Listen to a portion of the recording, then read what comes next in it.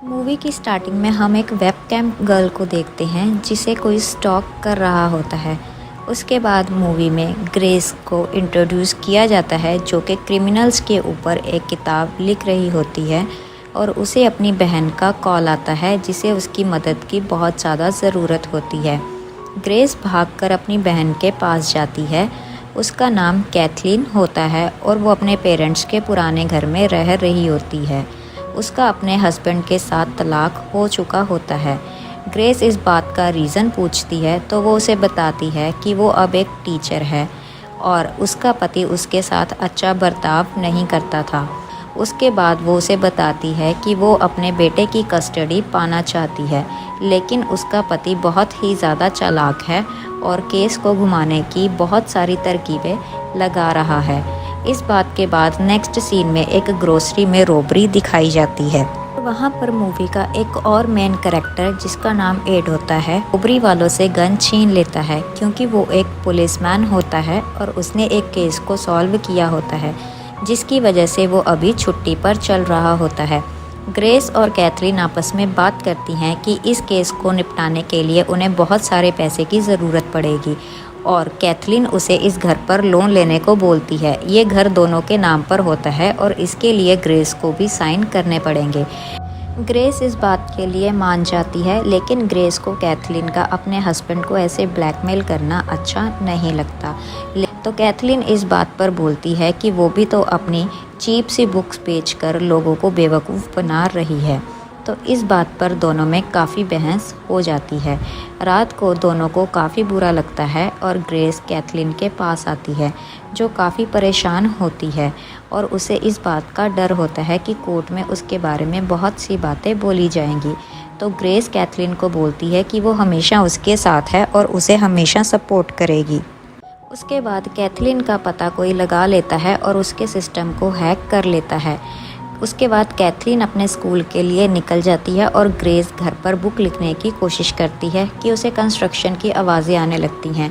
Add उनका neighbour होता है जिसके लिए ग्रेस कॉफ़ी लेकर जाती है और उसके साथ काफ़ी बातें करती है।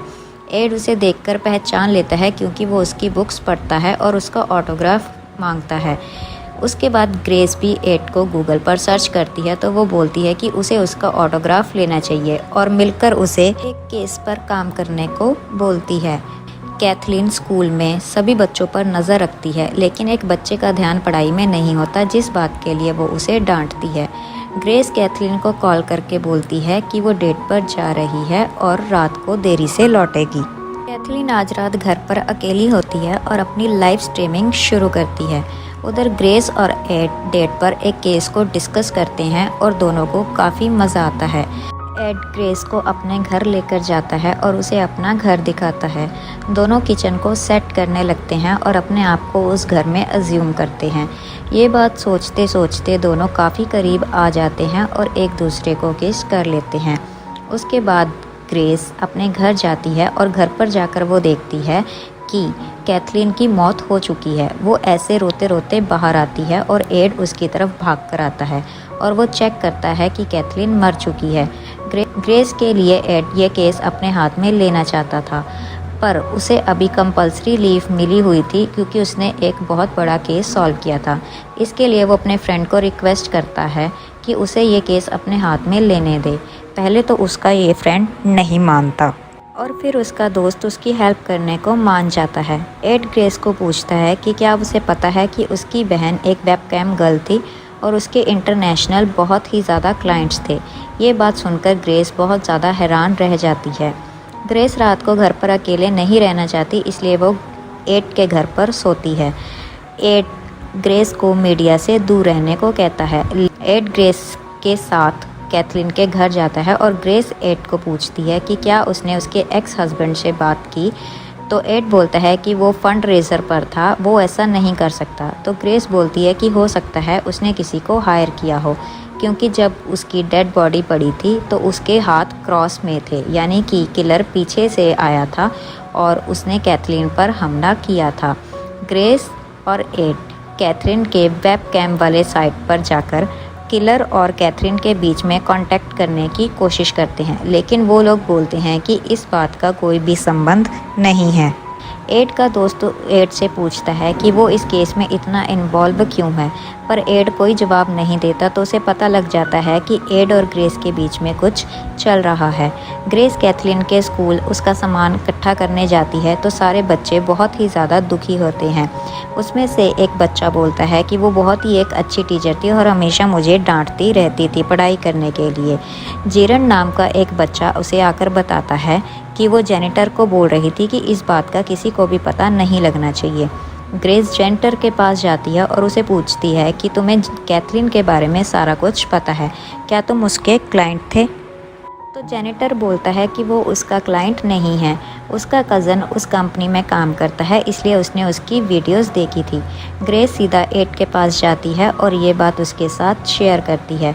उसके बाद वो दोनों उसके कज़न के घर जाते हैं और वो बोलता है कि ये बात उसने सिर्फ जेनिटर को बताई थी और वीडियोस भी सिर्फ जेनिटर को दिखाई थी, क्योंकि वो उस कंपनी में काम करता था, इसलिए उसने वो वीडियोस चुरा ली थी।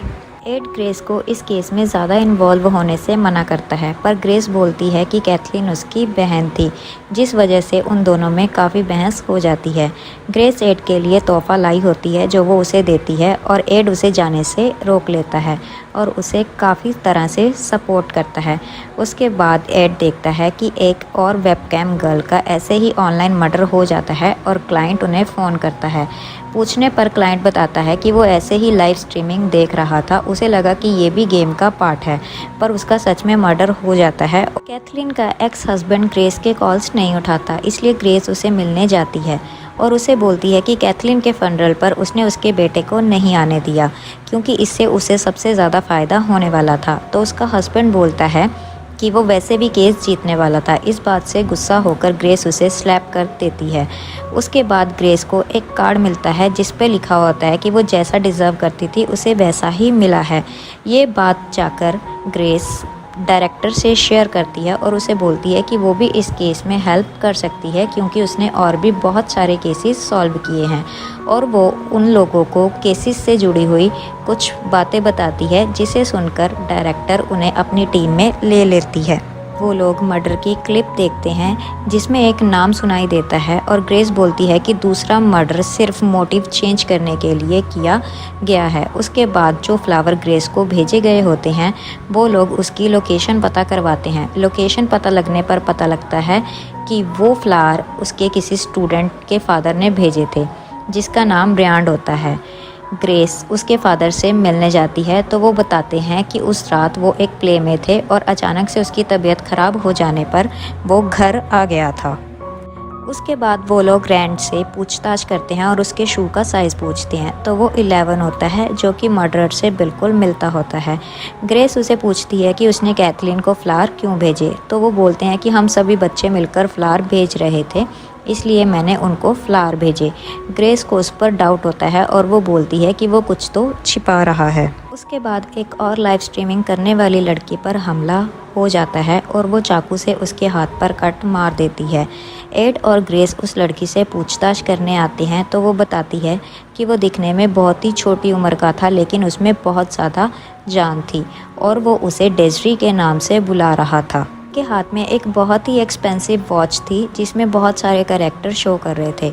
सभी स्टूडेंट्स में सबसे ज़्यादा रिच सिर्फ और सिर्फ ब्रायन था और वो उसके घर पर अरेस्ट वारंट लेकर जाते हैं और इन्वेस्टिगेशन करनी शुरू करते हैं। ब्रायन को पूछा जाता है कि वो आज रात कहाँ था, तो वो बोलता है कि वो पार्क में था। तो उसे उसी शर्ट खोलने को बोला जाता है और उसके हाथ पर चोट आई होती है, तो वो लोग उसकी बात नहीं मानते और उसे ले जाते हैं।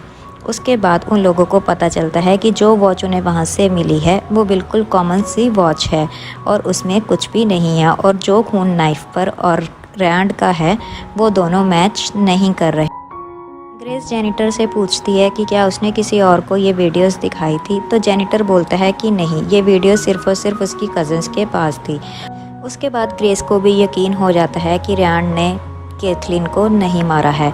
ग्रेस उसकी कंपनी में जाती है और वो और तरह की इन्फॉर्मेशन निकालने की कोशिश करती है, तो उसे पता चलता है कि कैथलीन बहुत ही ज़्यादा डिमांडिंग थी और सभी कस्टमर उसी से मिलना चाहते थे।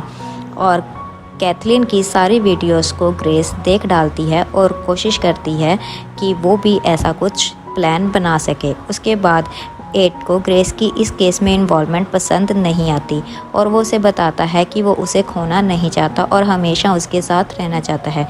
ये बात सुनकर ग्रेस एड को किस कर लेती है और दोनों साथ में इंटीमेट हो जाते हैं। अगली सुबह पुलिस स्टेशन में सभी लोग एक सस्पेक्ट करके प्लान बनाते हैं कि अगर ग्रेस ये प्रिटेंड करे कि वही कैथलीन है तो मर्डरर उसे मारने के लिए ज़रूर आएगा।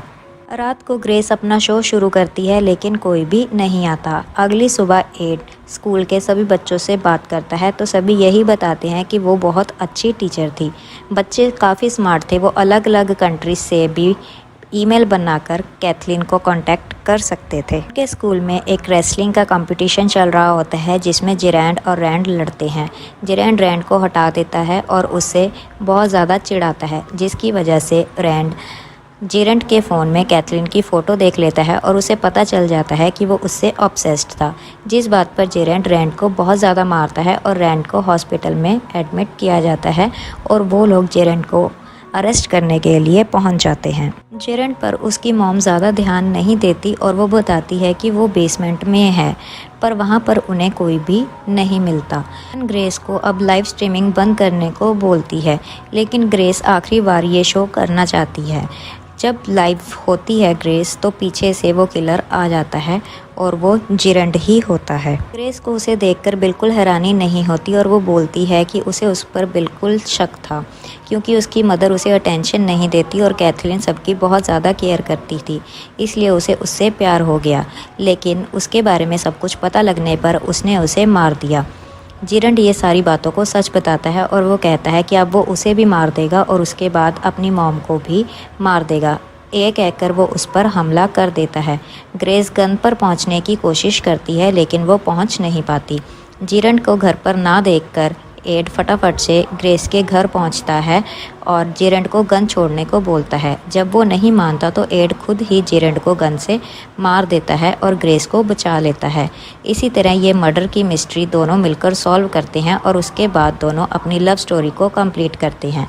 ग्रेस एड के साथ ही रहने का डिसाइड करती है और इसी के साथ इस मूवी की यहीं पर एंडिंग हो जाती है। इसी तरह की और मूवीज़ के लिए हमारे चैनल को सब्सक्राइब कर लें और नीचे दिए गए बेल आइकन को दबा लें।